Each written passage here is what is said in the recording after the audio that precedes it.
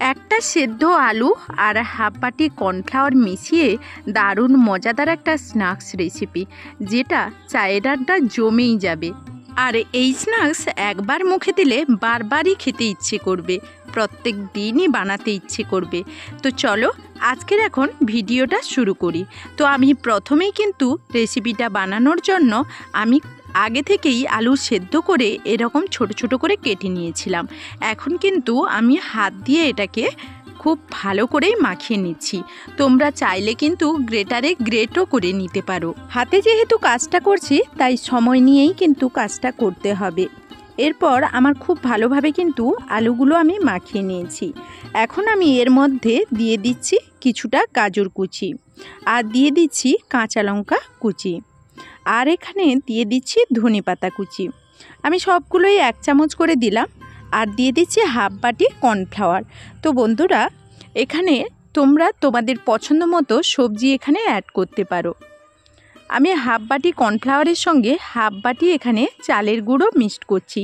তোমরা চাইলে ময়দাও মিক্সড করতে পারো।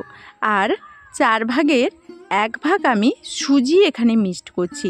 সবশেষে কিন্তু স্বাদ মতো লবণ এখানে আমি দিয়ে দেব। এখন দিয়ে দিচ্ছি অল্প একটু হলুদের গুঁড়ো, আর দিয়ে দিচ্ছি এখানে জিরের গুঁড়ো, দিয়ে দিচ্ছি ধনে গুঁড়ো। তো জিরে আর ধনেটা আমি ভেজে নিয়েছিলাম। দিয়ে দিচ্ছি একটু পরিমাণ কাশ্মীরি লঙ্কা, আর দিয়ে দিচ্ছি ঝালের জন্য একটু গুঁড়ো লঙ্কা, আর সবশেষে দিয়ে দিচ্ছি চাট মশলা। এখন দিয়ে দিচ্ছি আমি তেল, সাদা তেল আমি এখানে দিয়ে দিচ্ছি। তো আমি এখানে অল্প টিফিন তৈরি করছি, তোমরা বেশি করলে উপকরণগুলো বেশি করে নেবে। আমি বেশ কিছুটা, আমি প্রায় 4 চা চামচ এখানে তেল অ্যাড করে দিয়েছি। সবগুলো শুকনো উপকরণ একইভাবে আমি হাতে খুব ভালো করেই মাখিয়ে নেব, কোনো রকম জল ছাড়া। খুব ভালো করে এখন আমার মাখানো হয়ে গেছে। একটা ডোর শেপ দিয়ে দেব। আর এই ডোটা কিন্তু অনেকটা পরিমাণ শক্ত হবে না, রুটি লুচির মতো। এটা অনেকটাই নরম হবে, দেখে বুঝতে পারছো। সাইডে সরিয়ে দিয়ে এখন একটা আমি বাটার তৈরি করে নেব। তার জন্য হাফ বাটি পরিমাণ আমি এখানে কর্নফ্লাওয়ার, আর হাফ বাটি আমি এখানে চালের গুঁড়ো নিয়ে নিয়েছি। কর্নফ্লাওয়ার, চালের গুঁড়ো, আর সঙ্গে দেব লবণ। তো লবণটা পরিমাণ মতো দিয়ে এখন দেব 1 চামচ আমি এখানে তিল। তোমরা চাইলে একটু বেশি করেও দিতে পারো। আমি আবারও 1 চামচ এখানে দিয়ে দিলাম, আর দিচ্ছি কিছুটা ধনেপাতা।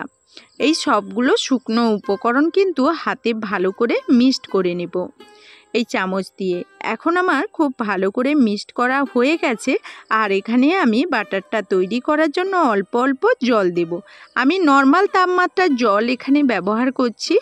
তো এখানে অল্প অল্প জল দিয়ে কিন্তু একেবারে পাতলা একটা বাটার তৈরি করতে হবে। এখন আমি অল্প অল্প জল দিয়ে একটা ঘন পাতলা বাটার তৈরি করে নিয়েছি। যতটা জলের প্রয়োজন সেরকম দিতে হবে। এখন দিয়ে দিচ্ছি আমি কাশ্মীরি লঙ্কা। তো এখানে কাশ্মীরি লঙ্কা দিয়েছি, তোমরা চাইলে কিন্তু কেউ স্কিপ করতে পারো। সবগুলো উপকরণ খুব ভালোভাবেই কিন্তু মিশিয়ে নিয়েছি। কাশ্মীরি লঙ্কা দেওয়ার পর কিন্তু মেশানোর পর যদি ঘন মনে হয় আবারও একটু জল দিয়ে দেবে। জল দিয়ে এখন বাটারটাকে খুব ভালোভাবে আমি মিক্সড করে নিয়েছি। আর দেখো হাতটা ডোবানোর পর একেবারেই লেগে থাকছে না। আমি ঠিক এই ধরনের বাটারটা তৈরি করেছি। এখন হাতে তেল নিয়ে এখান থেকে অল্প একটু একটু করে লিচি কেটে নেব। এইরকম ছোট্ট করে লিচি কেটে গোল শেপ দিয়ে চপের আকারে শেপ দিয়ে দেব। আমি তো চপের আকারে শেপ দিচ্ছি, তোমরা কিন্তু চাইলে তোমাদের মনোমতো করে শেপ দিয়ে দেবে। এখন আমার একটা রেডি হয়ে গেছে। এইভাবে একইভাবে আমি আরও একটা তৈরি করে নিয়েছি, ঠিক একইভাবে। আর এখন আবারও একটা আমার তৈরি হয়ে গেছে। সেম এইভাবে আমি সবগুলোই কিন্তু এই টিফিনগুলো তৈরি করে নেব। এখন কড়াইতে তেল দিয়ে দিয়েছি। এইদিকে বাটারটাকে আমি 2 মিনিট মতো খুব ভালোভাবে কিন্তু ফেটিয়ে নিয়েছি। বাটারটাকে অবশ্যই খুব ভালো করেই ফেটাতে হবে। এখন যে আমি লিচিগুলো তৈরি করে রেখেছিলাম সেই একটা লিচি আমি বাটারের মধ্যে কোট করে নেব। সেই বাটারের মধ্যে কোট করে নিয়ে এখন কিন্তু আমি অন্য সাইডে যে তেল বসিয়ে রেখেছিলাম, তেল তো অলরেডি গরম হয়ে গেছে, আর এখানে আমি এখন একটা একটা করে ছেড়ে দিচ্ছি। ঠিক এইভাবে আমি আবারও একটা ডুবিয়ে নিলাম। আবারও এটা থেকে উপরন্তু বাটারটা আমি ঝরিয়ে নেব আর তেলের মধ্যে দিয়ে দেব। ঠিক এইভাবে প্রত্যেকটা আমি যে কটা ধরেছিল আমি সবগুলোই কিন্তু প্রথম ব্যাচে ভাজতে পারিনি। আমি 2-3টে ব্যাচে সবগুলো ভেজে নিয়েছিলাম। এখন আমার এক পিঠ হয়ে গেছে, আমি আর এক পিঠ উল্টে পাল্টে লাল লাল করে ভেজে নেব।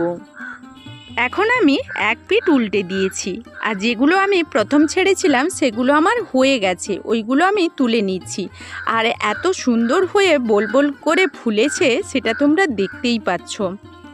আর এইগুলো ভাজতে এমন কিছু সময়েরও প্রয়োজন হয় না।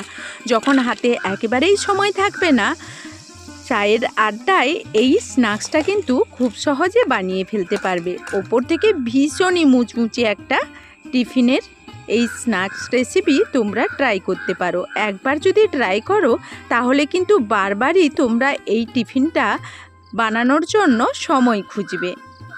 এবার আমি তোমাদেরকে একটা ভেঙে দেখাই, কতটা মুচমুচে হয়েছে সেটা তোমরা না দেখলে আর না ট্রাই করলে বুঝতেই পারবে না।